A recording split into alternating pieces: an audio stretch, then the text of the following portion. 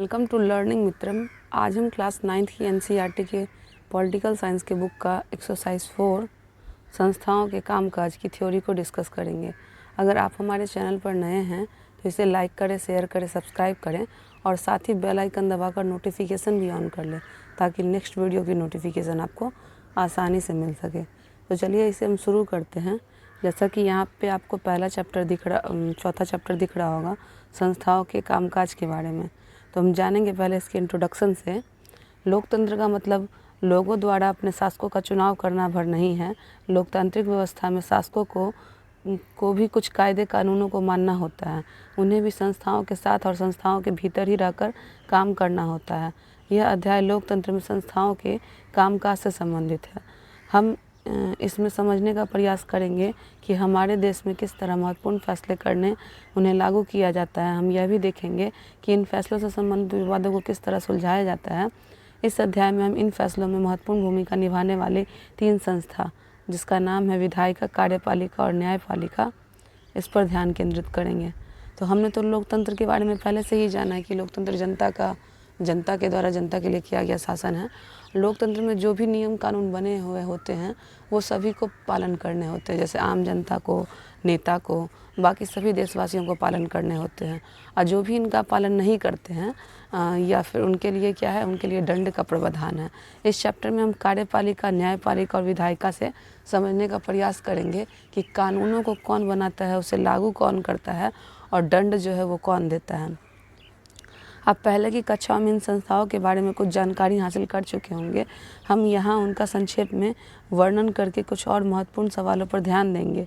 हर संस्था के संबंध में हम यह प्रश्न करेंगे कि वह किस तरह से काम करती है, एक संस्था दूसरी संस्था से कैसे जुड़ी है, इन कामों को क्या चित्त कम या ज़्यादा लोकतांत्रिक बनाती है। इस अध्याय में कुछ मुख्य उद्देश्य को समझना, किस तरह ये संस्थाएं मिलकर सरकार का काम करती है।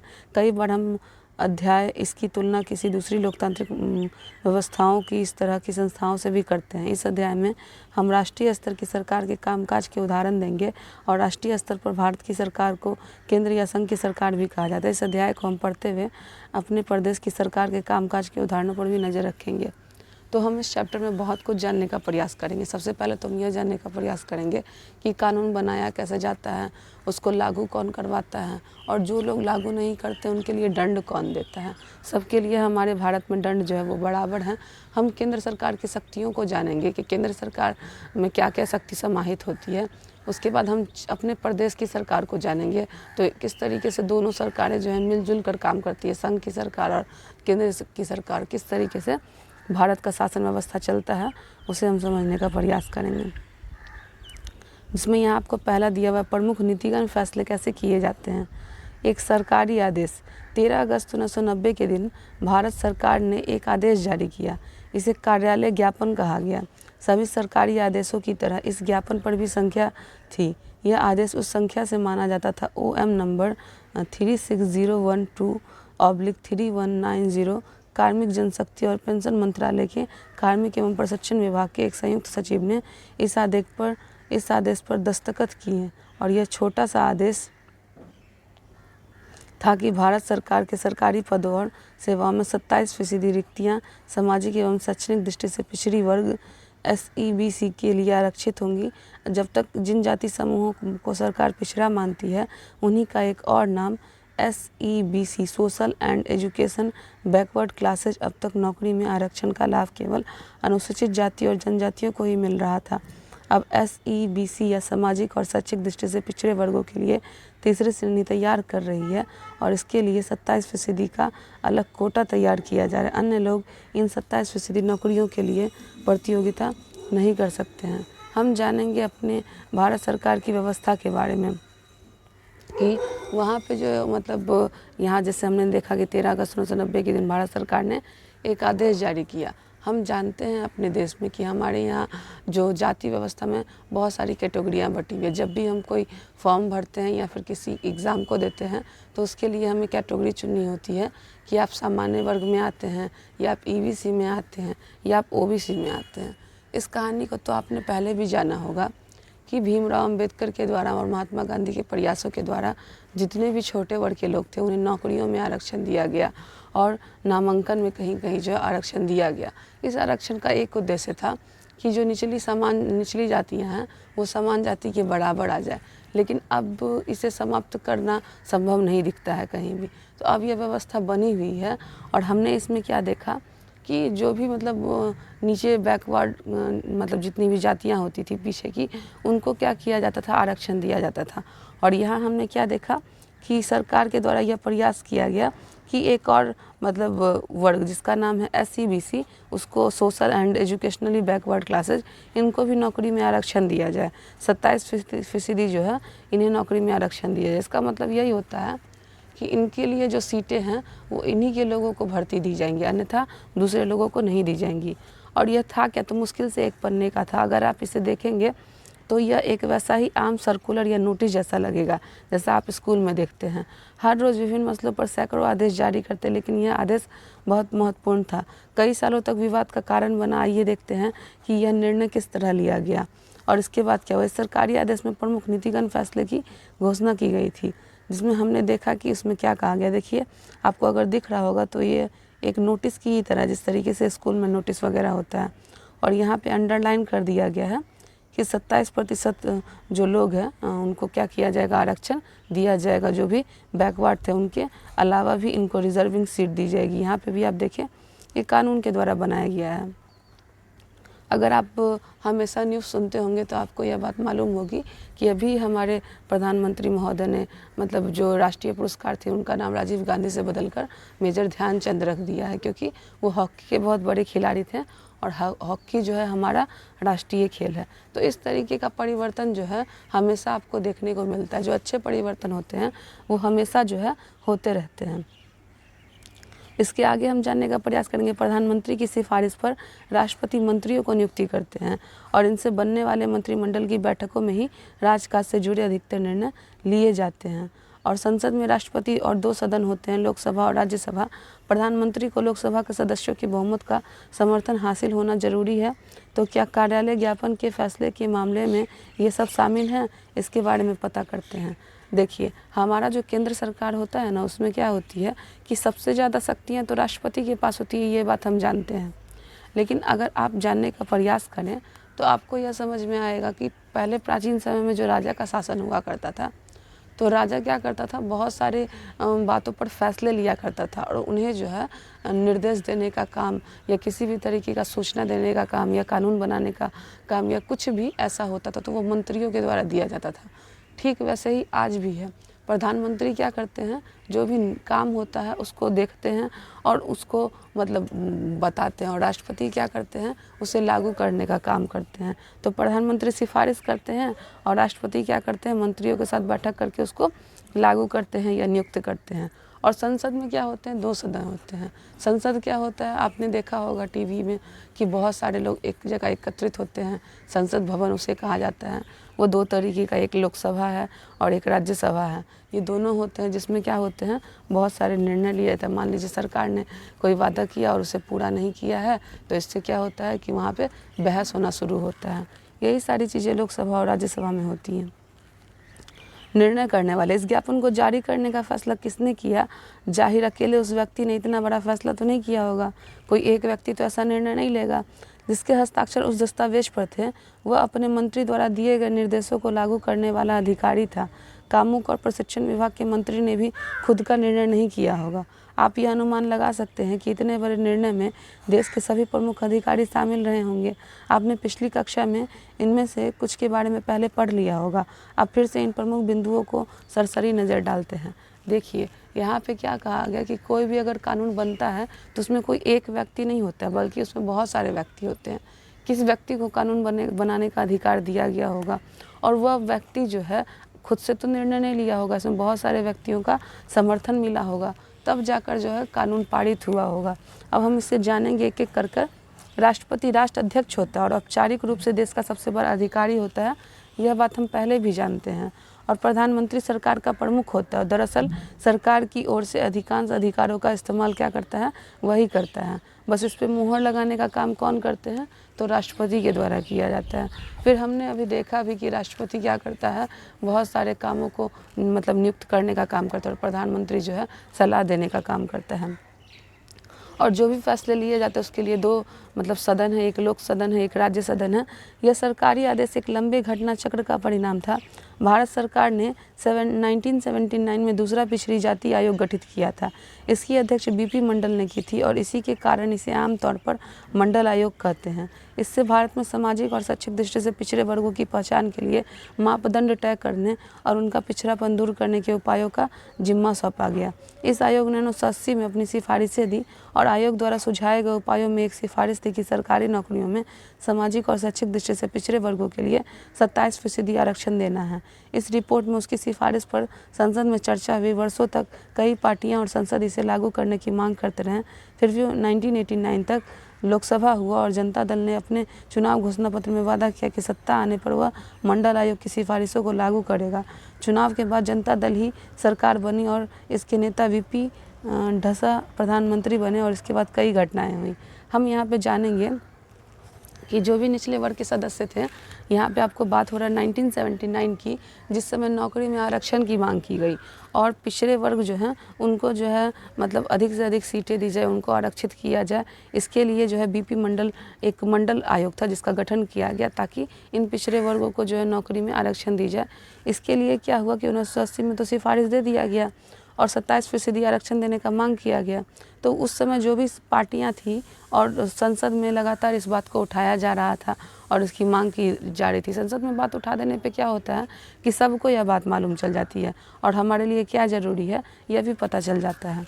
फिर 1989 में जब चुनाव हुए तो जनता दल ने चुनाव घोषणा पत्र में लोगों से यह वादा किया कि जब उनकी प्रधानमंत्री की सरकार बनेगी तो वो 27% जो है आरक्षण कर देंगे। उसके बाद जो है मतलब चुनाव हुआ और नेता वीपी ढसा जो है प्रधानमंत्री बने। हम देखते हैं कि उसके बाद उन्होंने इसे लागू करने का प्रयास किया या नहीं। तो नई सरकार ने संसद में राष्ट्रपति के भाषण के जरिए मंडल रिपोर्ट लागू करने की अपनी मंशा की घोषणा की। 6 अगस्त 1990 को केंद्रीय कैबिनेट में बैठक में इसके बारे में एक औपचारिक निर्णय लिया गया। अगले दिन प्रधानमंत्री वीपी ढसा ने एक बयान के जरिए इस निर्णय के बारे में संसद के दोनों सदनों को सूचित किया। मतलब जो भी नई सरकार बनी थी उसने क्या किया, राष्ट्रपति के भाषण के जरिए जो है जो मंडल रिपोर्ट तैयार की गई थी उसको लागू करने की मंशा की। मतलब प्रधानमंत्री ने सिफारिश किया राष्ट्रपति के पास। फिर 6 अगस्त 1990 ईस्वी को केंद्रीय कैबिनेट की बैठक में इसके बारे में एक औपचारिक निर्णय भी लिया गया, जिसमें यह कहा गया कि प्रधानमंत्री वीपी ढसा ने क्या किया, अपना एक बयान जारी कर दिया जिसमें लोकसभा और राज्यसभा में इस बात को उठाया गया कि 27% जो है आरक्षण लोगों को दिया जा सके। कैबिनेट के फैसले को कानून तथा प्रशिक्षण विभाग को भेज दिया गया। विभाग के वरिष्ठ अधिकारियों ने कैबिनेट के निर्णय के मुताबिक एक आदेश जारी किया और मंत्री की स्वीकृति केंद्रीय सरकार की तरफ से ले ली गई। एक अधिकारी ने उसे आदेश पर हस्ताक्षर किए और इस तरह 13 अगस्त 1990 ईस्वी को OM नंबर 36/12/31/90 तैयार हो गया। अगले कुछ महीनों में यह देश का सबसे ज़्यादा चर्चित मुद्दा बन गया। सभी अखबार और पत्रिकाओं में इस मुद्दे को तरह तरह के विचार आए, बहस चली कि इसके चलते कई प्रदर्शन और जवाबी प्रदर्शन हुए हैं। इसमें से कुछ हिंसक भी थे। इसकी नौकरियों के हजारों अवसरों में प्रभावित होने वाले थे, इसलिए लोगों की प्रतिक्रिया बहुत तीखी थी। कुछ लोगों का मानना था कि भारत के विभिन्न जातियों के बीच असमानता के कारण ही नौकरियों में आरक्षण जरूरी है। उनका मानना था कि उन लोगों को बराबरी पर आने का मौका मिलेगा जिनको सरकारी नौकरियों में अभी तक उचित प्रतिनिधित्व नहीं मिला है। दूसरे पक्ष के लोगों का मानना था कि इस निर्णय से जो भी पिछड़े वर्ग के नहीं हैं उनके अवसर छीनेंगे। अधिक योग्यता होने पर भी उनको नौकरियां नहीं मिलेंगी। कुछ लोगों का मानना था कि इससे जातिवाद को बढ़ावा मिलेगा, जिससे देश की प्रगति और एकता पर असर होगा। यह निर्णय अच्छा नहीं था। इस अध्याय में हम इस बारे में बात नहीं करेंगे। हम इस उदाहरण को यहाँ सिर्फ समझाने के लिए बता रहे हैं कि देश में प्रमुख निर्णय कैसे लिए जाते हैं और उन्हें लागू कैसे किया जाता है। तो हमने यहाँ पे देखा और समझा कि किस तरीके से जो कानून बनाया गया था और 27% आरक्षण की मांग की जा रही थी और किस तरीके से प्रधानमंत्री ने दोनों सदनों में उसे लागू करने की बात कही और बाद में यह लागू हो भी गया। लेकिन इसके लागू होने पर देश में इसका बहिष्कार किया जाने लगा। कारण यह था कि हम भारत देश में रहते हैं और यहाँ हम समानता का पाठ बचपन से ही पढ़ते हैं, लेकिन मतलब बड़े होकर इसमें कानूनों में, उसके बाद आपको नौकरियों में क्यों भेदभाव किया गया, क्यों निचले वर्ग के लोगों को नौकरी में आरक्षण दिया गया, इस बात पर सामान्य वर्ग और भी बहुत सारे ऐसे वर्ग थे जो विरोध कर रहे थे कि अगर हम मान लीजिए कि अच्छा स्कोर भी करते हैं तो हमें नौकरी नहीं मिलेगी, हमारे बदला जो है नौकरी किसे मिल जाएगी, जो आरक्षित कोटे में लोग आते हैं। तो इस तरीके का यहाँ विद्रोह भी देखने को मिला, देश भर में आक्रोश भी उत्पन्न हुआ।